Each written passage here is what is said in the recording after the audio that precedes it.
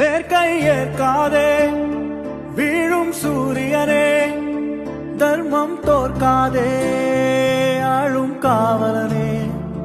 வேர்க்கை போயிட்டு வேணேன், சந்தோஷமா போயிட்டு வேணேன், நல்லதே நடக்குண்ணே. நம்ம யாருக்கு துரோகம் பண்ணல. நிறைய பேர் சொல்றாங்க பாஜகவோட கூட்டணி இல்லைன்னா ஒன்று தூக்கிக்குள்ள வச்சிருவாங்க.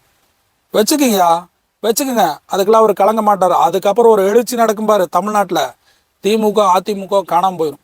ஏய்யா, திமுக இவ்வளோ பந்தாவான கட்சின்னு சொல்கிறீங்களே, கூட்டணியில் வந்து நாங்கள் பங்கு தர மாட்டோம்னு சொல்கிறீங்களே, ஏன் தனிச்சு நில்லுங்க, தனிச்சு நில்லுங்க. திமுக 15 சீட்டு வாங்காது. கூட்டணியோட அஸ்திவாரத்தில் மேலே உட்காந்துட்டு ஆட்சி அதிகாரத்தில் பங்கு தர மாட்டேங்கிட்டு இங்கே வந்து திமுகவுக்கு 45% ஓட்டு இருக்குது. வெளியே போய் கேட்டு பாருங்க எத்தனை சதவீதம் ஓட்டு இருக்குன்னு. 5% ஓட்டு கூடி இருக்க தனிச்சு நின்னா. நீங்கள் எங்களை வந்து இருக்கிறீங்க பாஜகவோட கள்ள கூட்டணி தாவேக்கா சத்தியம் போட்டு சொல்கிற. திமுக பாஜக கள்ள கூட்டணி, அது எல்லாத்துக்குமே தெரியும்.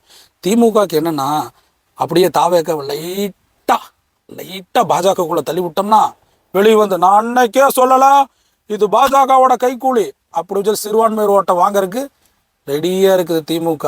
மக்கள் முழிச்சிருக்கிறாங்க. நாங்கள் எதுக்குடா பாஜக கூட கூட்டணி போகணும்?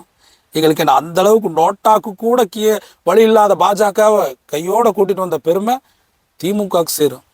அப்படி களத்திலேயே இல்லாத பாஜக எதிர்க்கல அப்படின்னு. ஏன் மாநில அரசு என்ன பாதுகாப்பு கூட கொடுக்க முடியாமல் ஒரு 27,000 பேர் 30,000 பேர் 50,000 பேர் வர கூட்டத்துக்கு ஏன் திமுகனால பாதுகாப்பு கொடுக்க முடியல?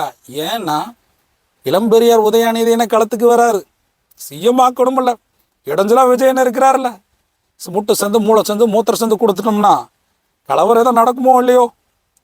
நாளைக்கு ஏதோ பிரச்சனை வந்தால் பழைய தூக்கி யூடியூபர்ஸ் நிறைய பேர் இருக்கிறாங்க எடுத்து அவங்க கையில் கொடுத்தா கச்சக்கன்னு காசை வாங்கி வேலை செய்வாங்க. தெரியுமோனோ இல்லையோ?